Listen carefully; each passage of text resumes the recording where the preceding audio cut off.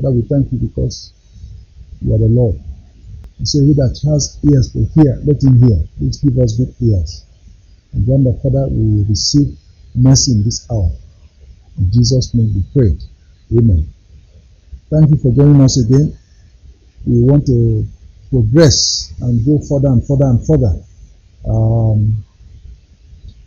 in our study of the Word of God as we round it off.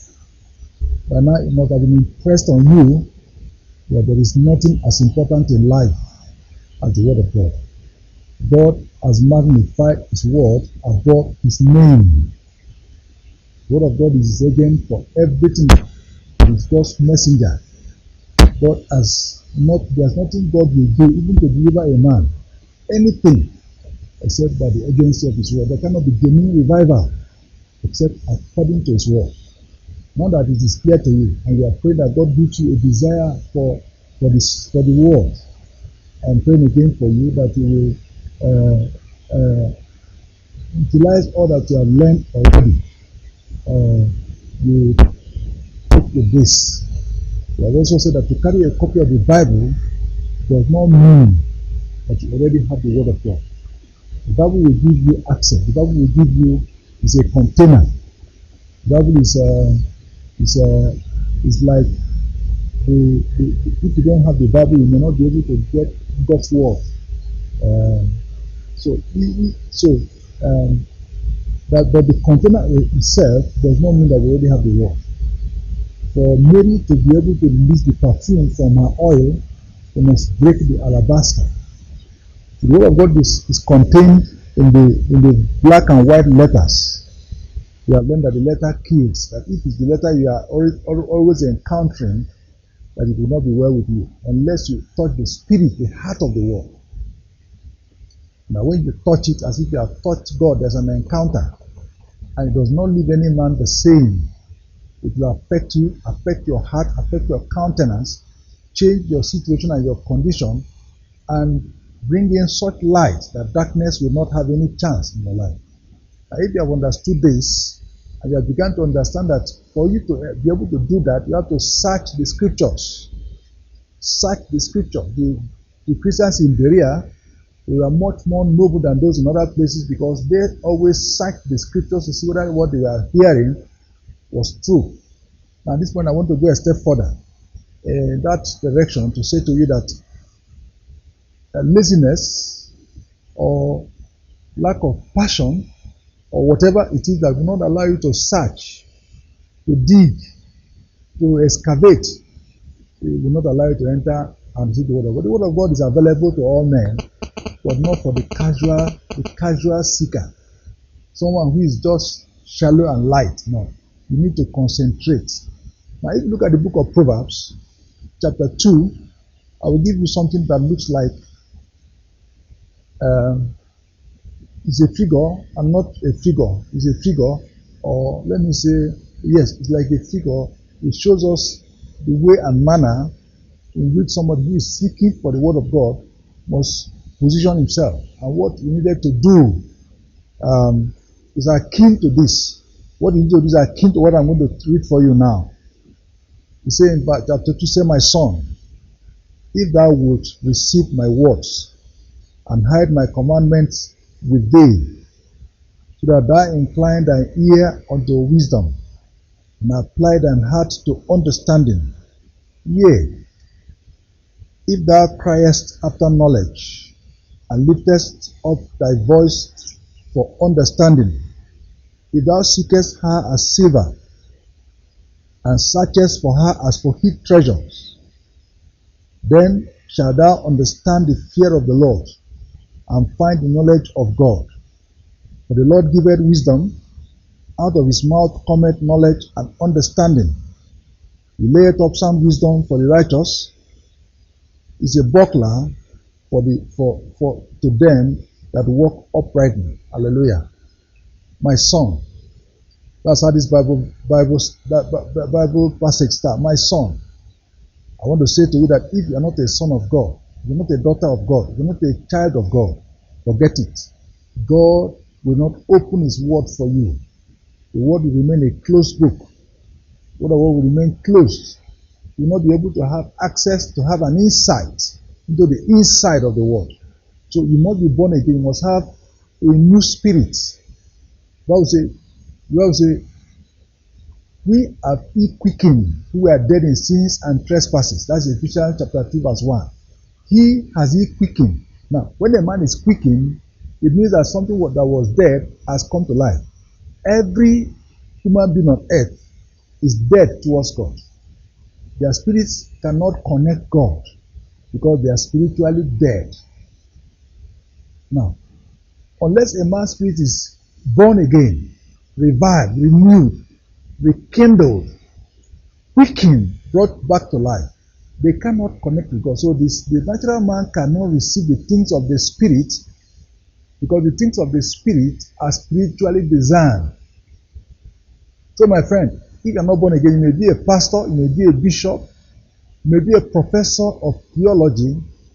You can only encounter the letter. You can quote Bible verses, you can parrot them, you can do several things, you can say many things, but you don't have an insight because there's no spirit in you where God can put his revelation. The Bible says the spirit of man is the candle of the Lord. That's in Proverbs chapter 20. Proverbs chapter 20 verse 27. Yes, let me read that for you very quickly because you need to understand this. My son, if a man is not born of God, you don't have the eternal life inside of you. You will not be able to have access. Now, the Bible says in Proverbs 20 verse 27, the spirit of man is the candle of the Lord, searching all the inward parts of the belly. So the spirit of man is like a candle. When God's words come, it's like a matches that are in God. You have to retain it in the candle before it can begin to search. Now, it comes like a flash. It comes like a stick of match. It must be contained somewhere. If there is nowhere to put it on, then you have not caught it yet. So that's what the spirit of man does. The spirit of man is where God puts his revelation. So as you read the word of God, and if your spirit is alive, then the word of God comes like a flash. Each time you get the word of God, it's like a revelation of the word of God is like a flash. Now it needs to be trapped before you can fan it with prayer, fan it with study, and it continues increasing until it becomes a full-blown revelation. That is why I will encourage you when I come to do a practical demonstration that you must have a paper, you must have a pen every time you are reading the Bible.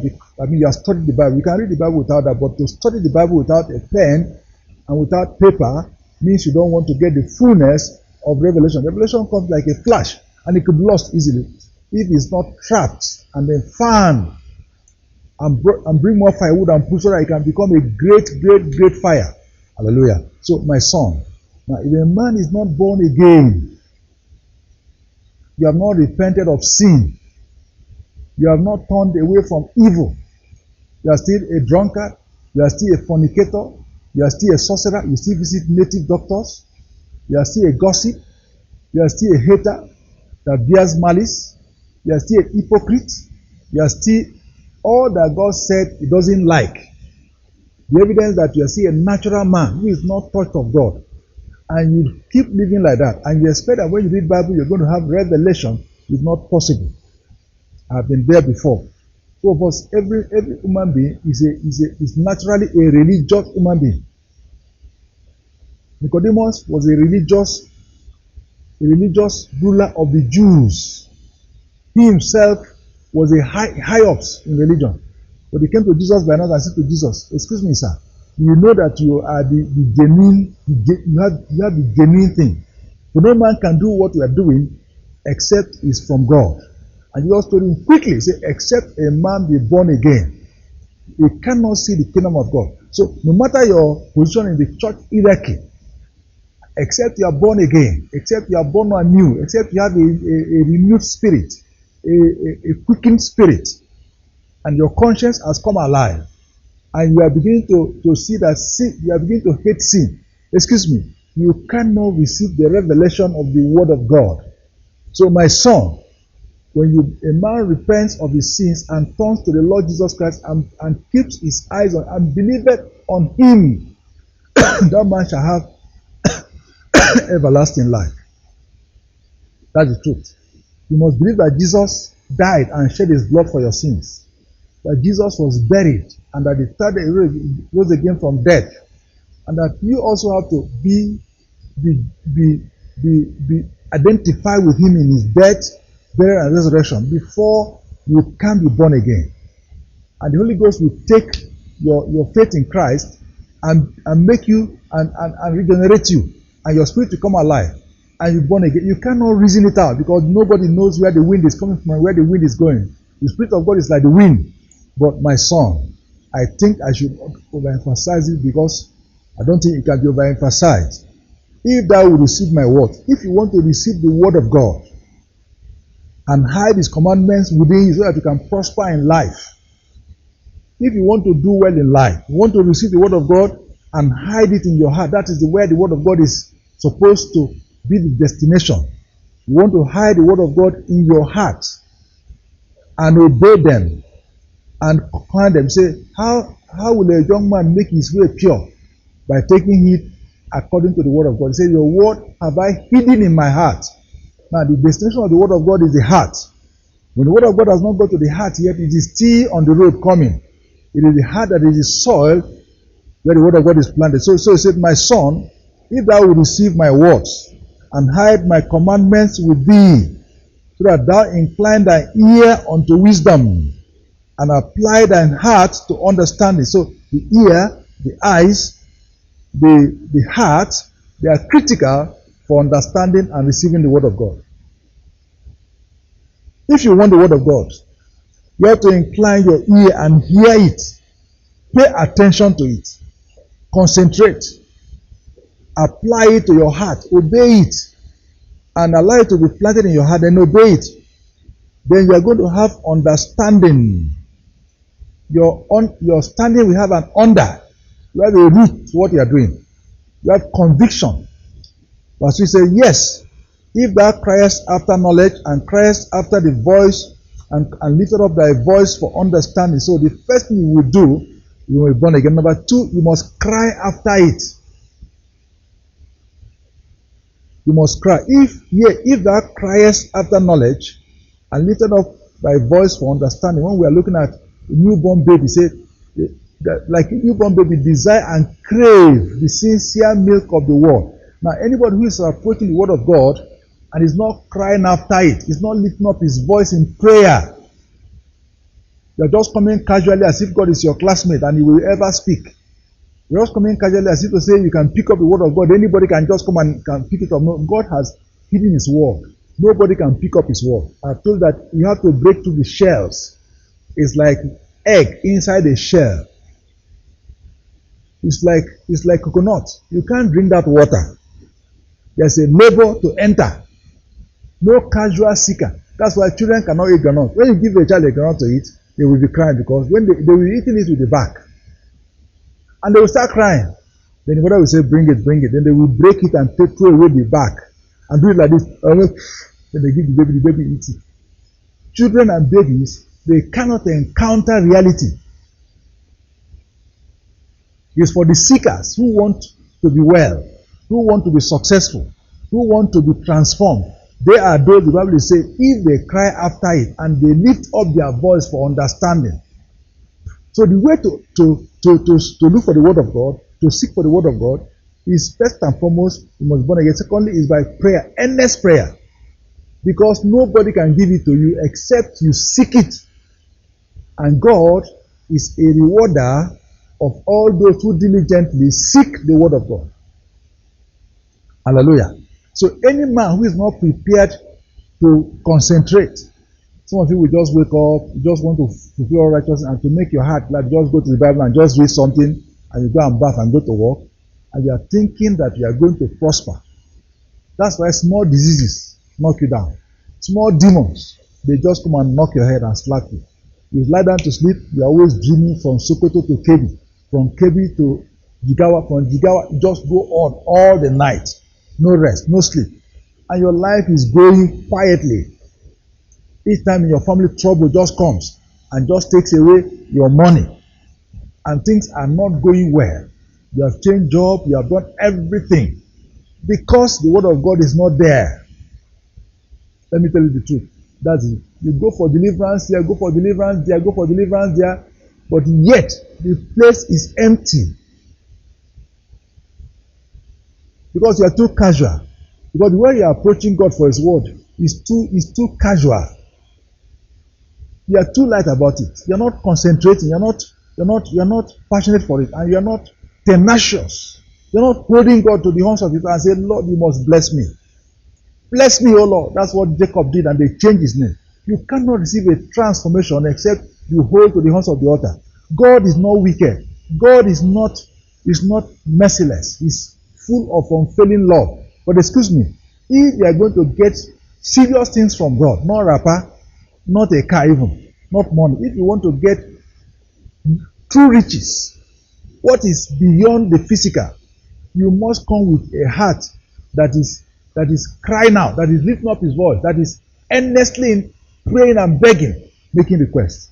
When you come like that, then God, first of all, you come with thanksgiving, you come with praises. Say, enter his gate with thanksgiving, enter his court with praise.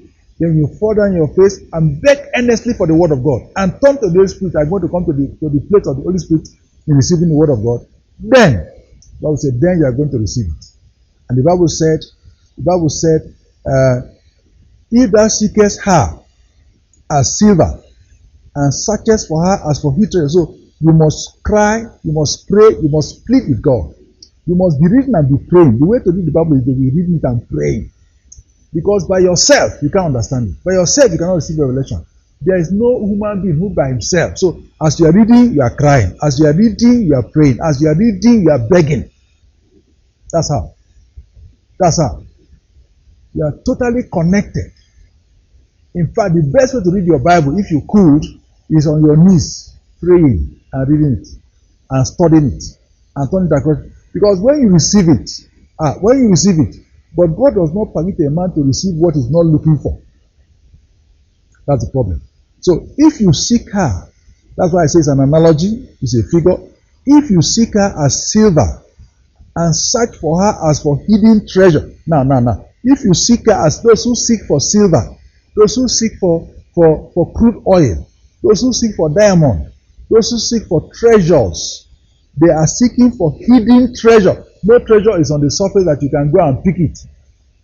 Every treasure, even to make money, if you're a serious man, you need to dig for it. You need to search for it. So if you seek her, so those who seek for treasure, they don't go there in the afternoon casually. After they have wasted their morning, in the afternoon they just go to the place where they are digging for silver or diamond or precious stone. They just go there and they are laughing. No, they go there early in the morning. When others are sleeping, they go there. Daybreak does not meet them on their bed. Then they go there, they are ready for serious labor. They are digging, they are checking every rock, they are looking for it, they are prospecting. That's the word, prospecting. They are exploring, they are searching. They turn every scripture, they turn it here, they ask the Holy Ghost, Lord, what do you mean by this? Lord, who is this thing speaking to? And they are doing a deep searching, a deep seeking. Now, it is those ones that the Bible says they are going to find the knowledge of the Lord. It is hid. It is not on the surface. I thought I should show you this because there are too many casual people who come as if to say it's a joke. And they're expecting that God will just be laughing with them. No, brother. God is not a God that wants a treasure to be accessed by everybody. That's why every treasure is not on the surface. Check your life. Check anywhere. There is nothing you got that is good, that is easy to get. It will be wrong for God to even do that. Your righteousness. It is wrong for God to put this treasure of His word in a place where everybody can just come and touch it. No, He doesn't do like that. If you will search for it early in the morning, and you will keep searching for it, and you will beg God for mercy, the Bible says you will find it. Then shalt thou understand the fear of the Lord and find the knowledge of God. These are different aspects of the word. The word of God is the fear of God. The word of God is knowledge of God. For the Lord giveth wisdom, And out of his mouth cometh knowledge and understanding. You need to understand this. It is God that gives wisdom. Wisdom in his word is in his word. Nobody can get wisdom with which to solve his life's problem casually. It must be coming from the word of God. And the Lord is the one that gives. You can go and buy a copy of the Bible in the bookshop. That doesn't mean that you have got it. When you have a need and you have a problem, you need wisdom to solve that problem. Say, if anybody lack understanding, let him ask of God. Let him ask the God that gives wisdom liberally. Excuse my friend. God gives. The Lord giveth wisdom. Out of his mouth cometh knowledge and understand. He laid up sound wisdom for the righteous. So again, you must be a man that seeks to do things right. You must be right by birth, born again. And you must seek not to cut corners. You must seek to be a man that does righteously. He's a buckler to them that walk upright. You must be a man that is walking with God, step by step, obeying the word of God. Then you are qualified. And God can release to you. If God releases it to you, men are going to come to your house. They don't have a choice. When a man has the word of God, everybody must seek him because he has the wisdom for life. He has the treasure. You can buy anything in this life with this treasure. Nobody can reject it. Nobody can refuse it. You don't bargain with a man when you have got the word of God, and first of all you eat it for yourself. Then you can sell it to others.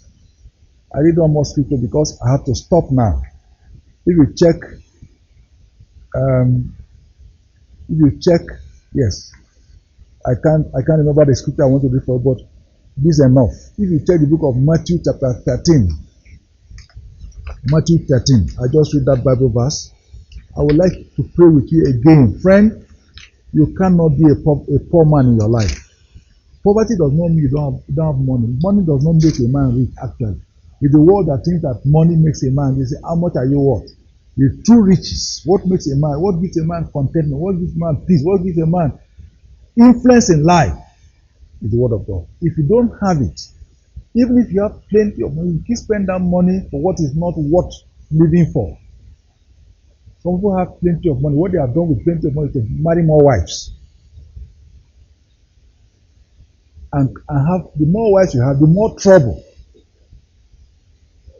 Some people have plenty of money. What they have done is to go and be living at ease, selfish indulgence, and they are not good. They are not the better for it. When you have plenty of money, you don't know what to do with it. You go and acquire things that will kill you. I'm not saying that you should become a poor church rat that you cannot be able to eat food. There's nobody that God created like that. It's the devil that makes a man to be wretched, destitute. No, God didn't create such a person. When you have the word of God, you have the basic necessities of life, and you are going to be rich because you are going to have solution to life's problems. Now, if you look at the book of Matthew chapter 13, where Jesus talks about the parable of the kingdom, we can't be able to exhaust it. The Bible says, the parable of the treasures. I will end now. He said in verse 44, again, the kingdom of heaven is like unto treasure hidden in a field, the which when a man had found, he hideth it, and for joy thereof goeth and selleth all that he had, and buyeth it. The Lord bless you as I end. The kingdom of God, again, the kingdom of God is like unto treasure hidden in a field. That's the kingdom of God. It's like treasure hidden in the field. The field is the earth, and there's God has hidden treasure inside the earth. A man found it, and he was so joyful that he hid it. He didn't open it, and he went and sold everything and went and bought that field. Hallelujah! Hallelujah! The kingdom of God is like unto treasure hidden in a field. This Bible is a field. Inside this Bible, there is treasure that God has hidden inside it. Only those who seek for it diligently will find it. Hallelujah. Only those who seek for it diligently will find it. I don't know whether you're a seeker. And it will cost you everything. Which when he had found it, he hid it, and for joy. It brings, when you would get the word of God, anytime you encounter the word of God, it gives enormous joy. The person that has it does not share it. He hides it first. Then he goes to sell. He said he sold all he has. So for you to get revelation, you have to sell all. You don't sell half or three quarter. The word of God demands that you sell all. You give up every other thing for it. Don't come with half of your heart. Don't come half-heartedly. Don't come as if to say the word of God is not too expensive. No, it will cost you all. Every concentration, everything. You have to forget about every other thing yet and concentrate on it. All. And then God will give it to you. Friend, I want to pray for you again. Sinners cannot go to God and receive His word. The word of God will keep you away from sin. And sin will keep you away from the word of God.